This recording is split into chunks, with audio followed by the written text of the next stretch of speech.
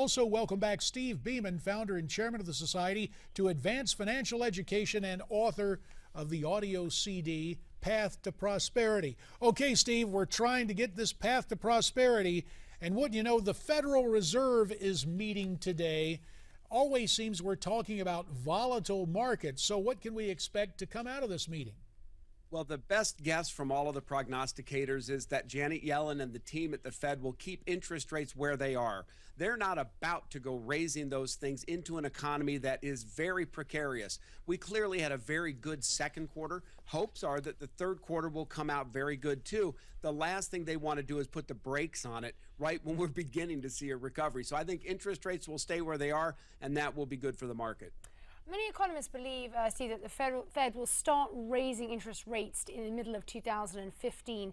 Do you think that's the case, or do you think we'll see higher rates sooner than that? I think we could see it sooner. You know, this is one of those things the economists predict based on what they think the economy will be doing, of course. But a lot of times these things happen in advance of predictions. So if the economist community is looking at July of 15 as the likely date, you might see these pop in the spring.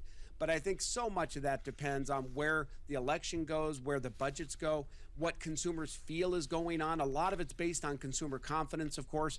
And if we see continued strength in the economy next year, I think you will begin to see those rates go up. And Steve, final question for you. Could strengthening the U.S. dollar upset the apple cart in terms of interest rates and just prompt a new round of interest rate increases? Well, you're into what I'd call a philosophical debate. I happen to be a believer in a strong dollar, so I'm not opposed to seeing these rates come up a bit. I think the big question will be whether or not they can keep the lid on and just let it off a bit, or whether they pop more than everybody wants. If the Fed can just raise rates by a few percentage points right now to kind of get it back into normal pricing, that will be a net positive for the economy. Steve Beaman. Whether it's philosophy or education, we appreciate you educating us on the economy. What do you think's going to happen? Thanks so much for Skyping in from Chicago, and we look forward to visiting with you again real soon. Well, thank you. It's my great pleasure.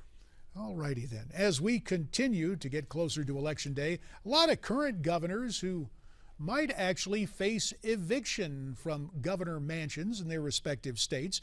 Joining us now to take a closer look at the polls, what's happening where, it's our good friend and constant observer of the political scene, John Bachman. Well, JD, a lot of governors in the hot seat right now. We'll start in my home state of Georgia. Incumbent Republican Nathan Deal does have a 2-point lead over Jason Carter, the grandson of President Jimmy Carter right now. But he's calling on his grandmother, the former First Lady Rosalind Carter, to help him out on the campaign trail. And while taking your grandmother to the iconic Varsity restaurant in Atlanta can score you points with Georgia voters, this probably will not. An astute campaign watcher tweeting out that Carter's campaign bus has Florida license plates. And with the Bulldogs playing the Gators this weekend, no true Georgian wants to be affiliated with the state of Florida in any way, shape, or form right now. Not good, Mr. Carter. Wow, that could be real trouble. So what does he do to counteract this? We've heard it's the world's largest cocktail party.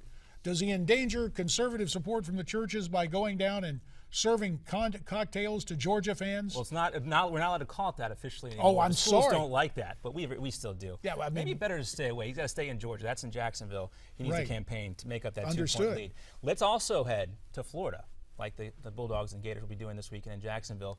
Rick Scott falling behind Charlie Crist a little bit here in the race right now, but by about a half a point here. But we will also learn who is more popular in the Sunshine State besides these two, with both Jeb Bush and Bill Clinton now on TV and actively campaigning around the state for both those candidates. Those TV commercials running across the state, we'll have to see what impact those have coming up. Yeah, it'll be interesting to see that, especially this kind of is almost a surrogate of presidential candidates past and future. Yes, I have a feeling we'll be talking more about the Bushes and the Clintons coming up. Think here. so? The next election cycle. Next up, Massachusetts. Could we see another Republican governor in the bluest of blue states? Republican Charlie Baker is up 3 points now over Martha Coakley, who lost to Scott Brown a while back in that special election in the Bay State to replace Ted Kennedy. And from the Bay State, we go to the home of the Green Bay Packers, Wisconsin. Scott Walker also has a tiny lead over Democrat Mary Burke there. Of course, we'll have to see if Mr. Obama's appearance last night helps or hurts. The president got heckled again, and people walked out again. Next stop on our trail around the country will be Connecticut.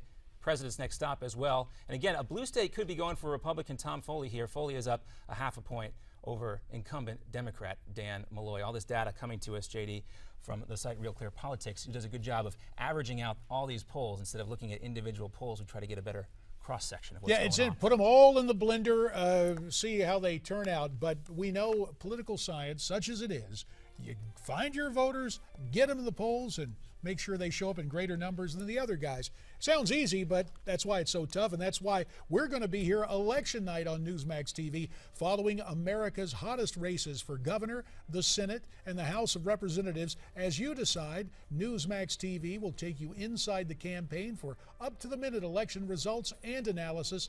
Be sure to tune in, click on, and interact with Newsmax TV and our midterm special. America's Forum continues after this.